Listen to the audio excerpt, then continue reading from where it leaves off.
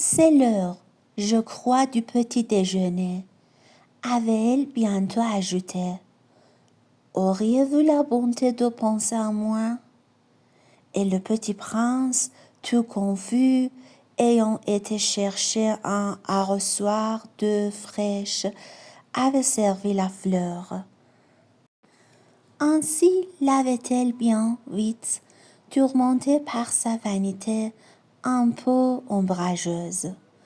Un jour, par exemple, parlant de ces 4 épines, elle avait dit au petit prince: « Ils peuvent venir, les tigres, avec leurs griffes. » « Il n'y a pas de tigres sur ma planète, » avait objecté le petit prince. « Et puis les tigres ne mangent pas l'herbe. » « Je ne suis pas une herbe, » avait doucement répondu la fleur. « Pardonnez-moi.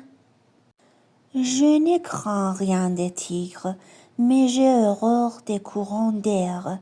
Vous n'auriez pas un paravent? » « Horreur des courants d'air?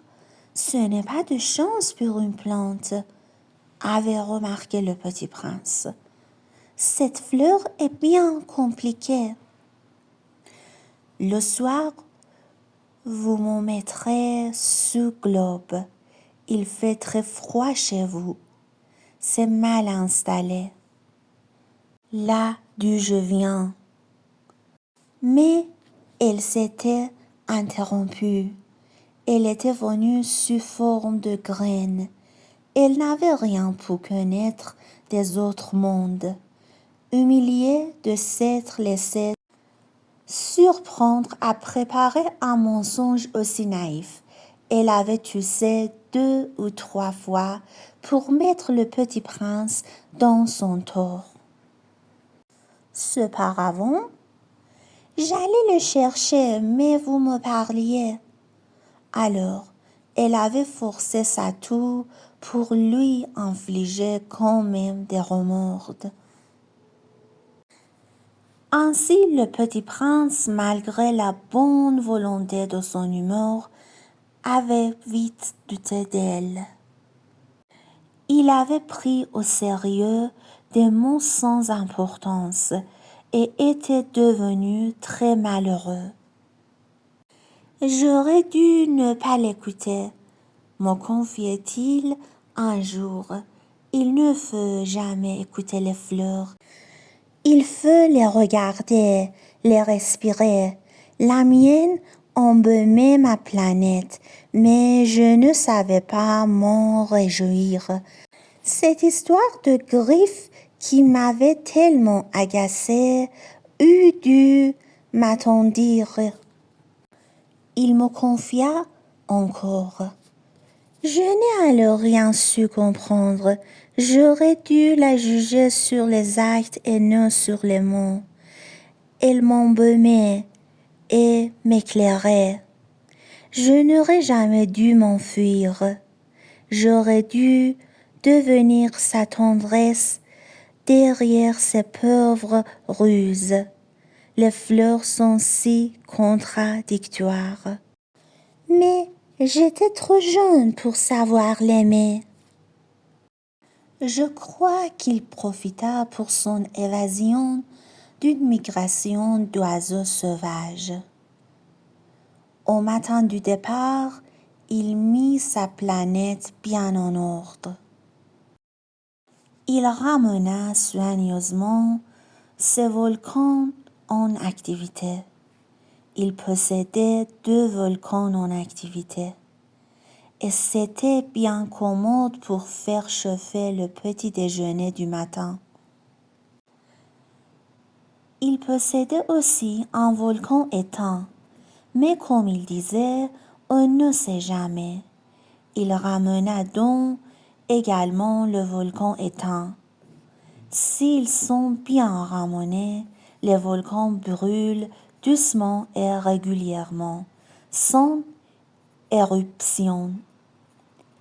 Les éruptions volcaniques sont comme des feux de cheminée.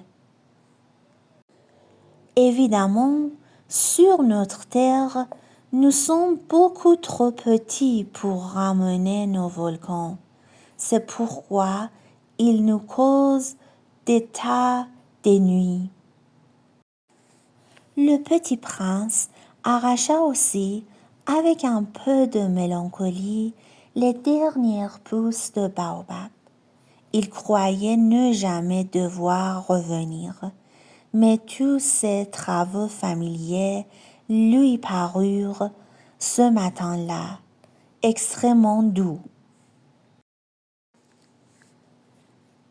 Et quand il arrosa une dernière fois la fleur et se prépara à la mettre à l'abri sous son globe, il se découvrit l'envie de pleurer. « Adieu !»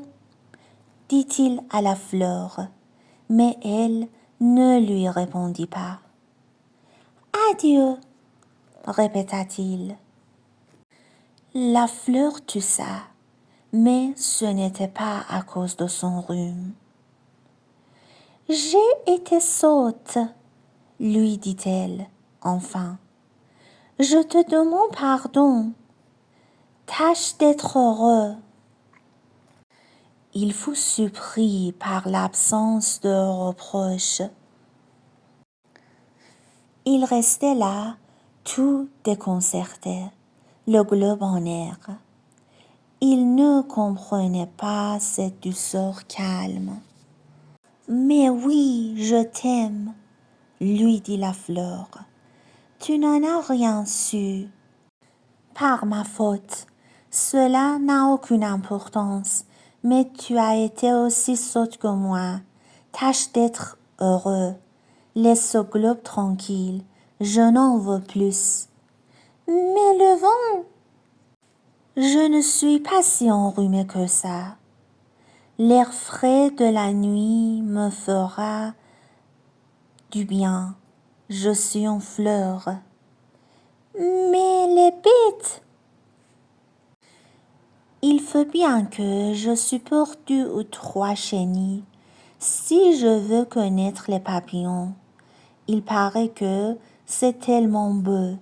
Sinon, qui me renda visite? Tu seras loin, toi.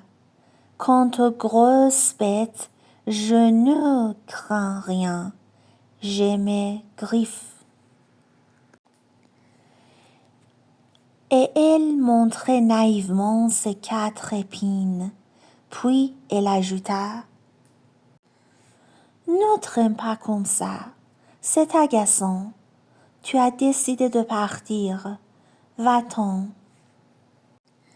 Car elle ne voulait pas qu'il la vît pleurer. C'était une fleur tellement orgueilleuse.